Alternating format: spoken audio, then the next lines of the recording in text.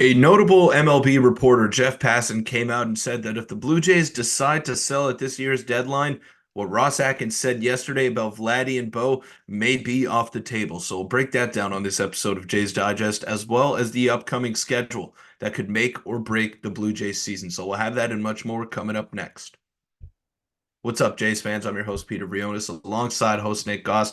Welcome into this episode of Jays Digest, where we're going to be talking about the notable reporter, Jeff Passan, who came out and dropped a bomb on us recently. So we'll have that. And also the upcoming schedule as well, Nick. This could make or break the Blue Jays season. It's a pretty tough month of June coming up for them. Got some first place teams in there. You got some teams that are playing decent baseball as well. So this could really be the deciding factor in the report of Jeff Passan. He said by this year's deadline, we'll know whether or not the Blue Jays waved the white flag. And Ross Atkins came out yesterday and said that Bo and Vladdy, they're off the table. They're not going to be traded. And it's not the first time a general manager in professional sports has come out and said that. So it wouldn't shock me if they are doing their due diligence and they're taking calls on those two guys. Don't know what kind of haul they'll get back for them, but still, you got to believe that they're taking calls and not shutting anything down because getting some assets back for those guys could really position you well for the future. But maybe Ross Atkins isn't too focused on the future because maybe there is none. Maybe there is no future with Ross Atkins and the Toronto Blue Jays, but that's a conversation for another day. Nick, very interesting report coming out, and Jeff Passan basically reiterating what we said yesterday. The Jays are going to be taking calls. They just don't want to say it. Yeah, and we saw, talked about it in the report yesterday from Ross that what else is he possibly going to say to the public media? Yes, we're going to trade Bo, we're going to trade Vladdy.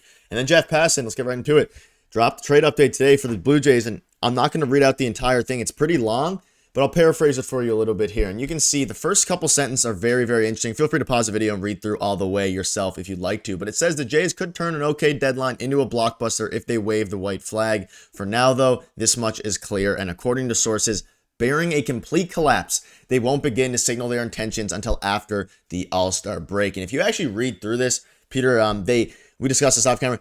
They kind of give a comparison to Juan Soto and the Juan Soto situation with the Washington Nationals a few years ago. And basically, they go into saying, they talk about how the Washington Nationals came out, their GM said they weren't going to trade Juan Soto. He's a generational talent. They want to focus on extending him and building the team around him. And then they got overwhelmed by an offer by the San Diego Padres that ultimately allowed Juan Soto to be traded to the Padres for a haul. Right. And he said that despite this, Jeff Passan saying, despite Ross Atkins coming out yesterday and saying that it doesn't make sense to trade any of their star players, this could absolutely be on the table if they continue to flare out and if they're overwhelmed by a major trade offer.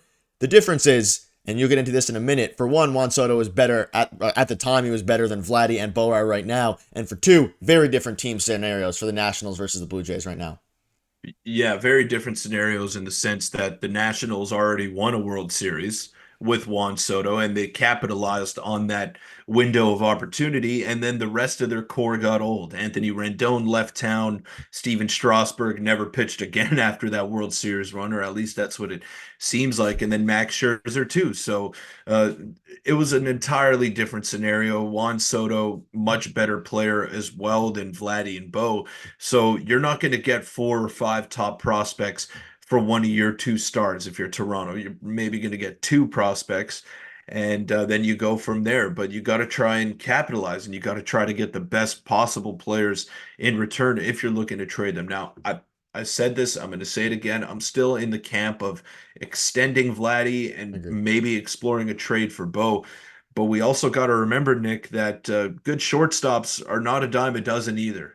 And even though Bo has struggled and I haven't been a fan of his attitude, still got to remember that it's not easy to find a very good hitting shortstop that is improving year after year. So I know the patience is wearing thin with him and his body language has been very discouraging if you're the fan base, but still, like if you're not going to get a player that you think or a couple of players that you think can equal his value long term, then maybe it's not worth it. But if you don't trade him, then you got to work on an extension and then you got to work on keeping him in town because you don't want to lose him for nothing when the opportunity presents itself for him.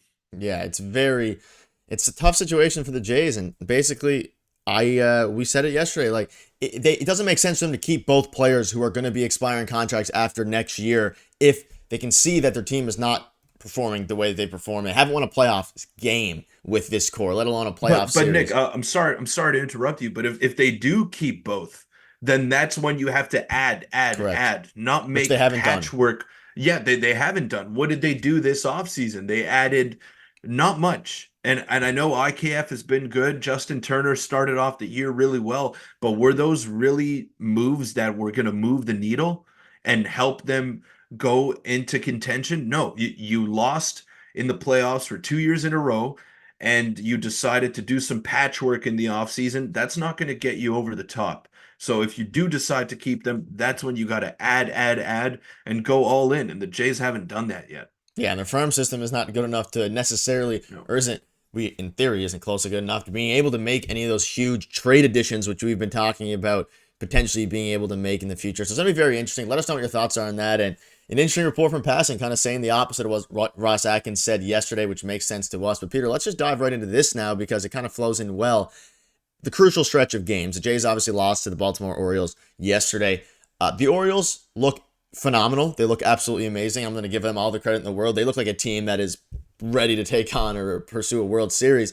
But you look at the upcoming schedule of games for the Toronto Blue Jays, and Peter, June is going to be an interesting month. You obviously play the Orioles for a few more, and then you have a stretch against Oakland, Milwaukee, Cleveland, Boston. Not super great. Some of them aren't great. Some of them are really good, overperforming, playing really well, like the Guardians there.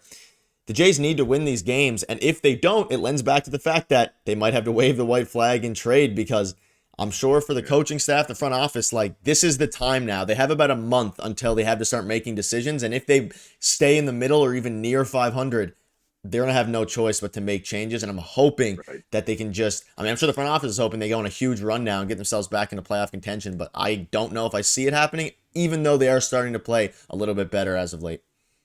Well, they're going to have to because they've dug themselves a pretty big hole in the early part of the season. And we look at that schedule there, Nick.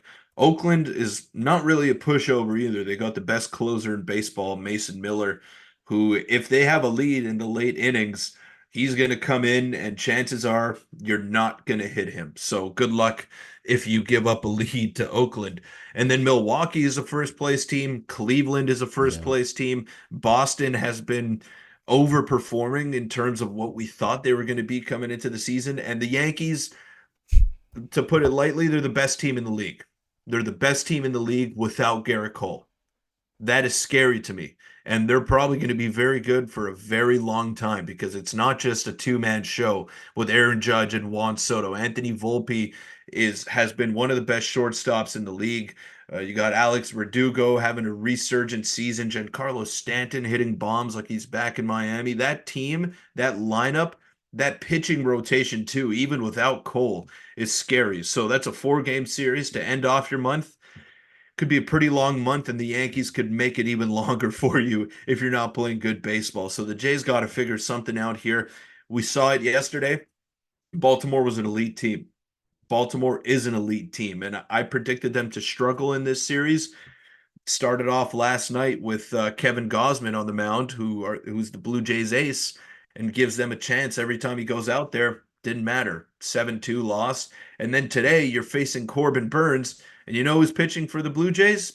Trevor Richards is pitching for the Blue Jays. He's starting, and then Bowden Francis, who hasn't pitched in what seems like 7 years, is coming to relieve Trevor Richards. Nick, I'm not too optimistic about this series. And I know I've been getting some comments that I've been too negative and that I'm not taking the positive approach. How can I be positive when Corbin Burns is facing off against Trevor Richards in an AL East matchup? I'm sorry, folks. I'm sorry, but it's hard for me to remain optimistic when this is happening. Then you got two more games against the Orioles, and I don't know how that's going to go.